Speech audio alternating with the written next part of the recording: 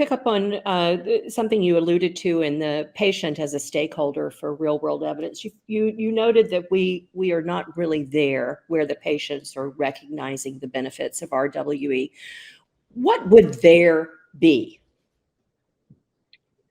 Yeah, it's interesting. There was an article in the Boston Globe just this past Sunday about a book that Zach Kohaney, who's at Harvard Medical School, and a writer who's schooled in AI, are working on around like the impact of AI and GPT-4 and things like that ultimately on healthcare. And they talk pretty eloquently about really being able to drill into the whole body of medical experience and knowledge to be able to discern outcomes. And then if you can measure outcomes, being ultimately be able to predict them for individual patients.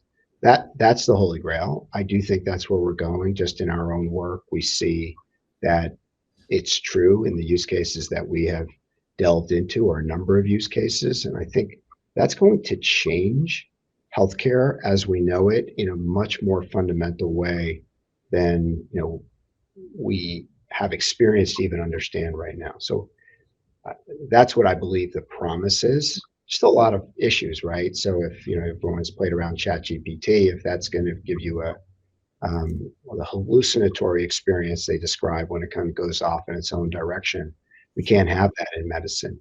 But you think about the positives and where we can end up with AI, and AI is much broader and more diverse than GPT, but people are associating the two, and at least gives you a sense of what might be possible. I think that's where this data is leading us to, because data is the substrate for AI, and collecting this data means we're going to be able to bring much better specificity as to what each patient will experience going forward. And we all want to know if we have a diagnosis of a chronic disease or malignant disease or any disease, what our course will be. But even more so, we want to know which treatment we should take, because it's really hard to know. Mm-hmm. Mm-hmm. Yeah, and there's the opportunity that no longer will patients simply be presented with probabilities of population-based data, but individualized pathways. Very exciting.